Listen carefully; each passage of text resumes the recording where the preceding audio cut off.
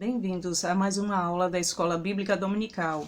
Estamos estudando a série Aprendendo com a Nossa História para Cultivar o Reino de Deus. Estamos na lição 4, que fala sobre a perseguição aos batistas no estado de Pernambuco. Nosso texto áureo é 2 Coríntios capítulo 4, versículos do 8 até o 11.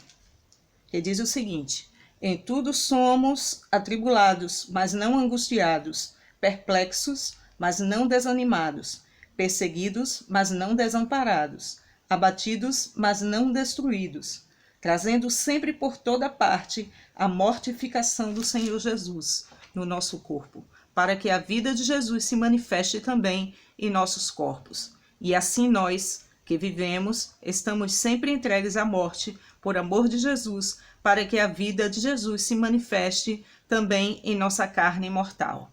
Nós vemos que logo no início do Evangelho, no estado de Pernambuco, e da chegada dos batistas, no final do século XIX, precisamente no dia 30 de março de 1886, o casal Charles Daniel chegou aqui e fundou a primeira igreja batista do Recife e do estado de Pernambuco, com apenas 6 membros. Mas depois de 6 anos, esse trabalho ficou muito reduzido e o que acontece?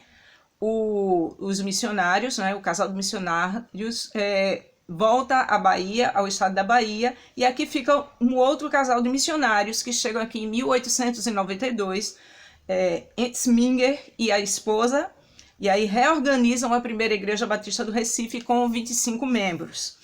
A partir daí nós vemos alguns registros do livro de Salomão Gisborne, um judeu errante no Brasil, que fala justamente sobre a perseguição aos batistas em Pernambuco. Depois dessa organização dessa primeira igreja, o missionário Enzminger e o cônego João Machado de Melo travam uma disputa através dos 2 jornais da época, o Diário de Pernambuco e o Jornal do Recife, em torno da temática dos livros apócrifos. Lembrando de que a Bíblia protestante, ela não aceita a canonicidade dos livros apócrifos, por vários motivos, por erros doutrinários, por erro nas datas e erro também a incerteza da autoria desses escritos. Então, o pastor e o padre começam a travar uma batalha nos jornais do estado, esses jornais, o Diário de Pernambuco e o Jornal do Recife. Então, essa batalha é justamente sobre essa temática. Depois, com a chegada do missionário Salomão Gisborne, essa discussão é mantida, apesar de que não diretamente.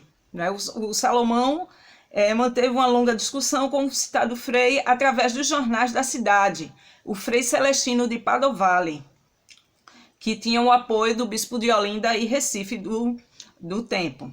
Então é criada em Olinda a Liga contra os Protestantes. Ela se extingue no ano de 1914, mas que prejudicou muito o trabalho batista.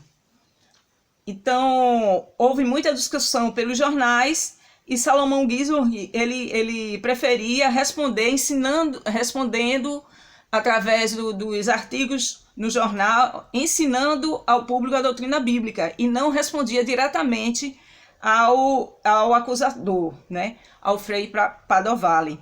E a gente vê de que esse Frei, ele, em 1903, organiza uma queima pública de Bíblias protestantes, convidando todo o povo para assistir.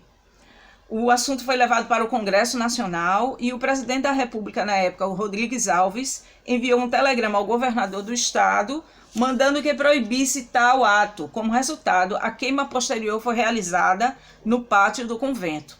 Então, não deixou de acontecer. Mesmo assim, o trabalho batista ele começou a crescer por todo o estado. Então, um fato interessante que aconteceu nesse período que merece um destaque é que um jovem frade chamado Piani, professor do colégio salesiano, começou a investigar a causa de tanto ódio contra os protestantes, adquiriu uma Bíblia protestante e começou a estudar e converteu-se ao protestantismo. E na noite de 20 de outubro de 1905, apresentou-se na primeira Igreja Batista do Recife e dando sua profissão de fé pública e sendo depois batizado. Então esse frade, ex-frade, entrou logo no serviço religioso evangélico e mais tarde fez um curso no seminário de Louisville, nos Estados Unidos, e recebendo o grau de doutor em teologia.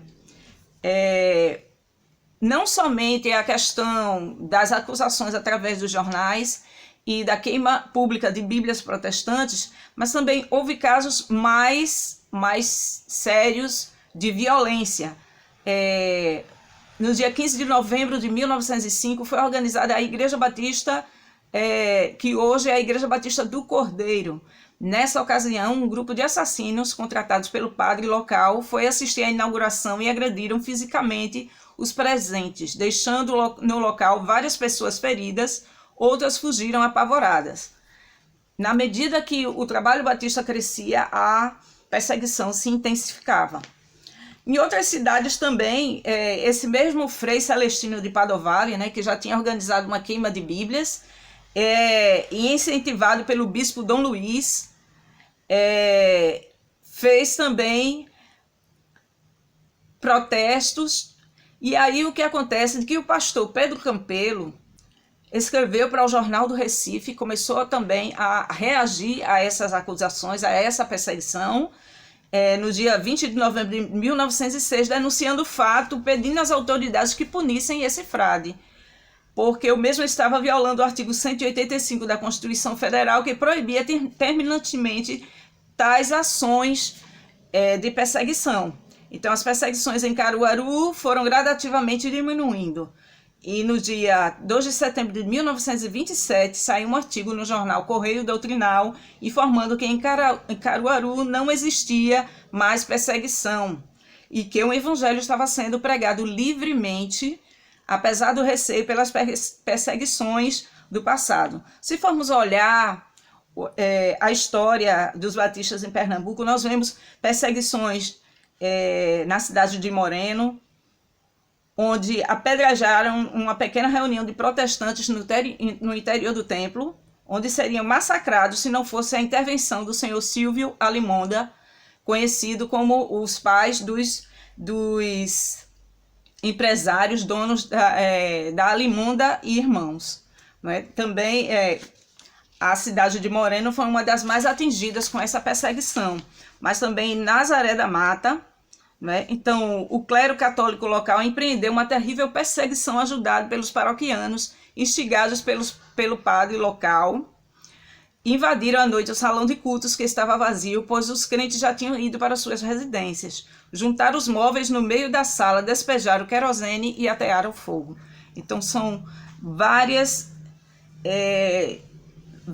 fatos registrados, não somente nos anais da história dos batistas, nos documentos históricos da Igreja Batista em Pernambuco, mas também relatado pelos periódicos do tempo. Outras cidades, como Limoeiro e outras mais, também sofreram muitas perseguições, os batistas que ali congregavam. Mas isso tudo teve um final. Em 1920, as perseguições começaram a declinar. Hoje o trabalho é uma bênção. Nós estamos, na maioria das cidades pernambucanas, com um trabalho crescente para a glória do Senhor. Então, que possamos estar orando pelos nossos irmãos que estão no interior, que sofrem muitas dificuldades, que a perseguição até hoje acontece, principalmente a partir de pessoas religiosas que não querem ouvir o Evangelho de Cristo, por terem já considerado que tem a sua religião, a religião na qual foram criados, mas que não aceitam ouvir o Evangelho de uma forma diferenciada. O Evangelho de Cristo baseado nas Escrituras Sagradas.